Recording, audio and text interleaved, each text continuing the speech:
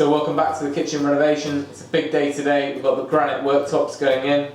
We've got a few final bits to do, so we've got to do some securing of the units to the walls, a couple of supports to put in, and also going to sort out a new base for the island. So got a couple of hours now before they arrive, and we're going to make sure that everything's nice and prepped for them, nice and level, and then hopefully we can see some big changes today. Man, it is a mess out here. Right, so where that island is, the granite island, I want to make sure that's really stable, and those four little plastic black legs are just not doing that.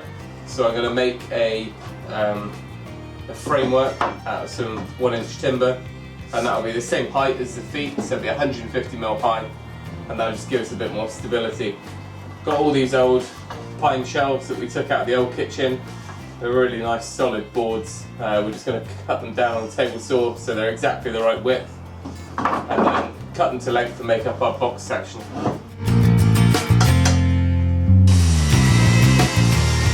So we're not going to have the ability to adjust these like the feet, so I'm going to have to make sure these are as exact as I can, and let's hope the floor is nice and flat too.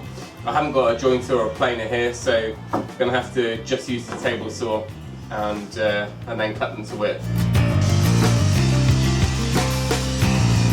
So here's why we use the magnet to catch all those nails and screws, make sure they're all gone, because that would have gone straight through good 10-12 nails if we hadn't known.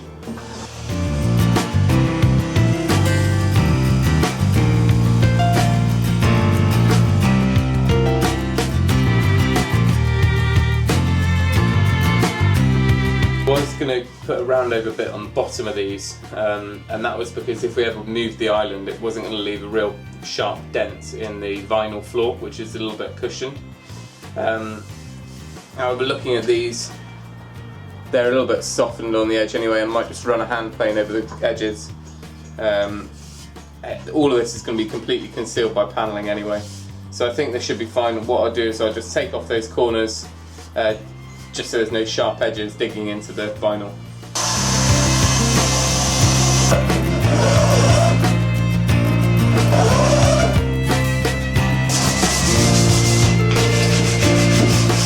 So I think that's going to be a lot more solid than using the little plastic feet.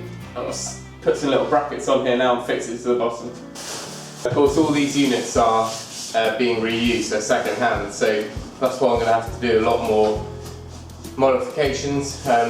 This was all purpose built originally, so there's quite a lot of overhangs and cutouts where the original kitchen would have had pillars and box sections, so I need to square all this up now.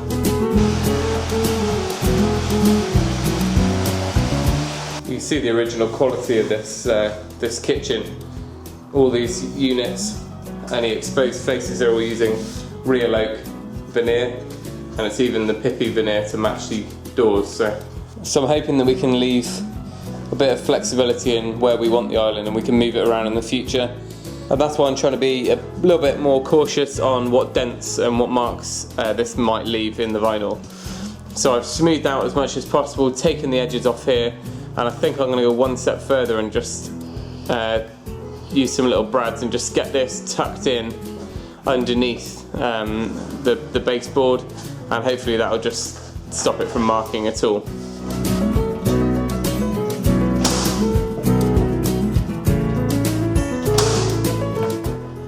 Got about half an hour left before the fitters get here.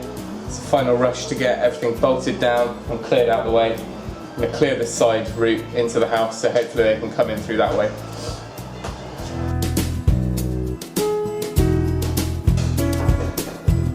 Here's the plinth I've built for the island. As you can see, it's worked pretty well, and once it's all cladded with the panelling on the outside, it should look nice and flush. There are a few fixes to do over here, so that's been tidied up. The back of these units has been screwed into the wall using corner brackets. Same on that pillar. And all I need to do now is just put a supporting block just on that back wall to take this thin strip of granite here, just to support that. So taps are all off. Need to clear down the windowsill and get this oven out of the way, and hopefully they'll be ready to fit them. So final few things now, just got to get all this old silicone off the sink so that when the granite is put back on they can put new silicone on there to seal it.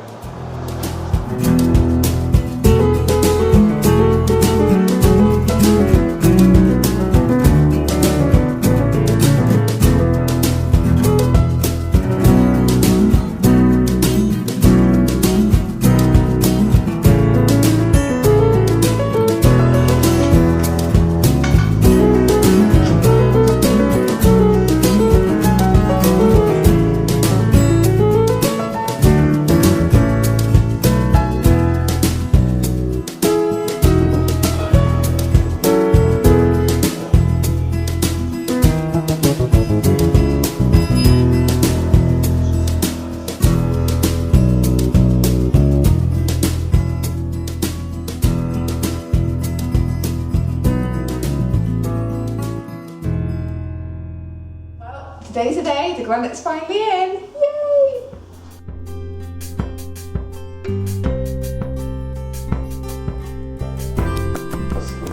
So the granite fitters have just left, everything's in and some of it's still setting, but I'll give you a look around at how it's all gone in. So this is the original cutout that we had in the granite, and we've lined that up perfectly. We've had extra corners put on, and obviously the upstand's fitted as well. And the last little thing to do is just to silicone around the back. So that's all been done now. And then when we are happy with the sink and the taps, we'll run our clear bead of silicone underneath here to finish that off and get it watertight. Over here we've made things future-proof. We're going to have a 900 wide oven in the future. So for now we've got this one. But that's why we've gone in with the infill bits either side. So it's going to fit really nice and snug in there. Obviously with the extractor above. And over here we've finished by turning the angle, and that's the same thing which I'll follow the panelling around as well, just to kind of take the edge off that. And this is the main part of the kitchen. It's gone in really well, really happy with this bit. We've followed the upstand round to here, and then this section here will have panelling and probably a bookshelf hidden under there as well, so access from the other side. So it's come up really, really well. So all we've got left really to do is just a little bit of decorating cork behind here, just where there's a slight gap, and we'll paint that to finish it. As I say, we've got clear silicone between the two pieces, and it's a pretty good match. This upstand is supplied by the fitters, whereas we had the granite already, and they've done a good job of matching up the two different granites colours. And all the joints they've used a black epoxy, which is kind of matched with the colour, and they're really neat finishes. Handy little gap underneath from the back, so we can open the window and access all this plumbing. There's a good kind of 3 or 4 inch gap here, just enough to get spanners through and tighten the taps up. And when we then trim this sill with oak, that'll all be concealed. Let's get these taps on, and hopefully we'll be up and running. So here you can see where we've got access at the back.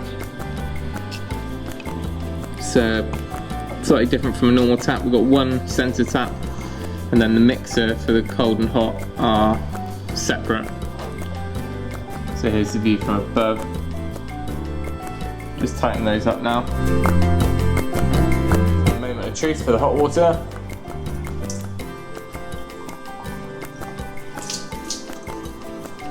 Good, good, good.